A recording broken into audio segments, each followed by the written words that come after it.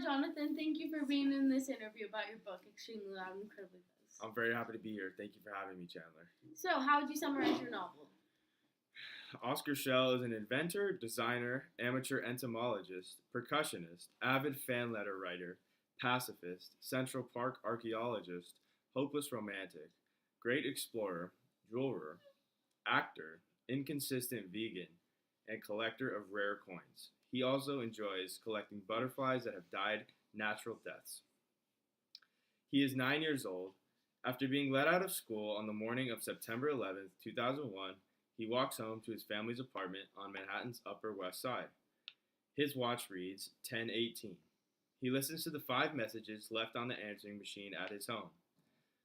They proceed from 8:52, 9:12, 9:31, 9:46, and 10:04, all from his father, who is trapped in the World Trade Center. Before Oscar has time to figure out what to do, or even what to think or feel, the phone rings. His watch reads 10:22. He looks at the caller ID and sees that it's from his father. The story proceeds from this moment, following Oscar in his efforts to make sense of his father's death. That journey takes him through the 5 boroughs of New York as he attempts to solve a mystery surrounding a key he discovers in his father's closet, which he thinks is vital to finding out his father's life and death. The story moves freely between members of his family, from Central Park to Dresden, deep space to Hiroshima, and ultimately where it began, at Oscar's father's grave. But this time, it's the middle of the night. Oscar is accompanied by a strange man who has been renting a room in his grandmother's apartment. They are there to dig up Oscar's father's empty coffin. This is a novel of balances, humor, tragedy, destruction, invention, and something and nothing. Where did the character Oscar come from? Were you gonna like him? Are you still? Slightly. My parents have a picture of me on the refrigerator. I'm about 6 years old in the photo, asleep on the sofa, wearing a plaid blazer and a blue sequin bow tie, and rings on each of my 10 fingers. Apparently, the look was indicative of my sense of fashion for about a year. That photograph was one of my major sources of inspiration for Oscar. As for how much I was actually like him, it's difficult to say. Like most children, I had a number of collections. My style was kind of annoying, I would say, and I sent my fair share of fan letters, suffered numerous failed attempts to kiss females. They were all my mother's age, by the way. I like to shoot for the stars. And I did work in the family jewelry business for a summer. Am I still like that? Most of Oscar has been civilized out of me. What's the significance of the title? Great question, Chandler. Thanks. I like titles that contribute to the meaning of the book rather than describe the book's contents, which is to say, I'm not going to have a great answer to this question, any more than I'd like to be able to describe the significance of Oscar. Oscar is Oscar. The title is the title. But that's a bit annoying. Maybe I could say that things in the novel are loud and close. War is loud and close. For Oscar's grandparents, who survived the firebombing of Dresden, and for Oscar, who lost his father in the World Trade Center attacks. The future is loud and close. Love is loud and close. And many things are silent and far away. There are mute characters and characters who can't hear. Characters who travel halfway around the world to be distant from those they love. And characters who endlessly wander the city in an attempt to get home.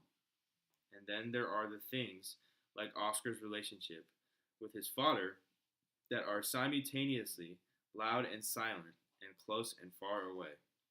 In reference to the novel itself, I hope the reader feels it loudly and closely. If I had a good voice, and all the time in the world, I'd like to sing my thoughts and feelings directly into people's ears. Given that my voice is terrible, yes it is, and time is limited, and who would want me that close to their face anyways? I write the best substitute I can. I hope you enjoy. Well, thank you, Luke, for your time. It was a great interview. No problem. I appreciate it. Hi, Hallie. Good to see you. Hi, Chandler. Good to see you too. So, you'll be answering some questions for us about Jonathan Safran for his book, Extremely Loud, Incredibly Close? Yes, let's get started. Okay. Can you tell me a bit about some of the characters and their relationships? Oscar Schell is the main character in the story. He is a young boy who is suffering from the loss of his father in the 9/11 attacks. His grandmother is a very intelligent woman and always writes stories for Oscar. Her chapters are letters of her life to Oscar. The other chapters are letters from Thomas Schell, the grandmother's husband. Okay. What are some of the major plot points of the novel?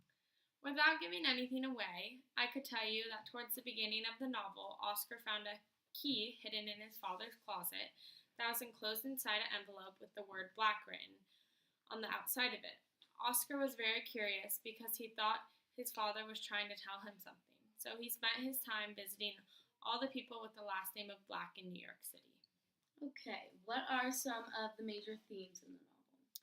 Some of the major themes in the novel are love and family, mortality and the purpose of life, trauma and guilt. Did you find any symbols throughout the book? Yes, I did. The key is a big symbol in the novel. It symbolizes Oscar's personal growth while on his journey to find out why the key is significant. Oscar had to conquer many fears he harbors since his father's death. Who's your favorite character in the book? Oscar's grandmother would definitely have to be my favorite character in the book, mainly because she always gives Oscar good advice and is a very wise woman. She also has a very close relationship with Oscar and is always very loving towards him.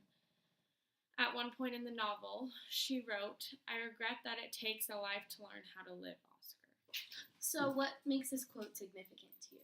This quote really stood out to me because she is warning Oscar in his early ages that he cannot learn life before he lives it. She wants Oscar to live a free life with no worry or regrets. This quote also has an impact on many of Four's readers. I agree with you. What else do you think this novel has taught you? I would say that this novel has taught me how to live life to the fullest, not to settle for anything less than what makes you happy, and most importantly, not to take anyone or anything for granted. What would you tell someone who asks why they should read this book?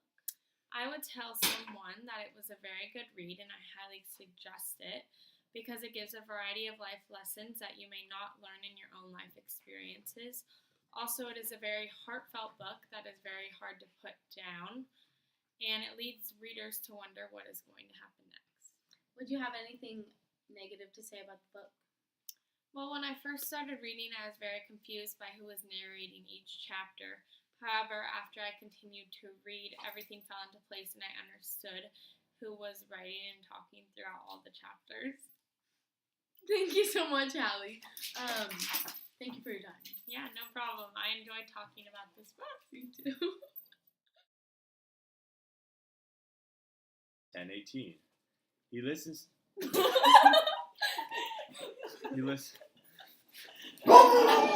Summarize your novel. Mic check. Oscar Schell.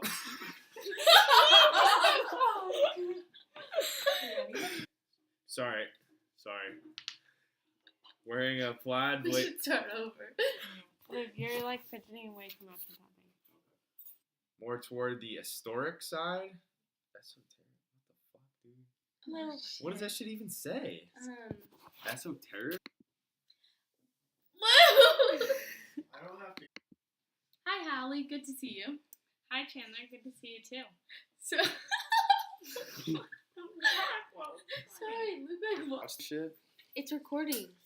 Okay, we're just gonna take a little clip.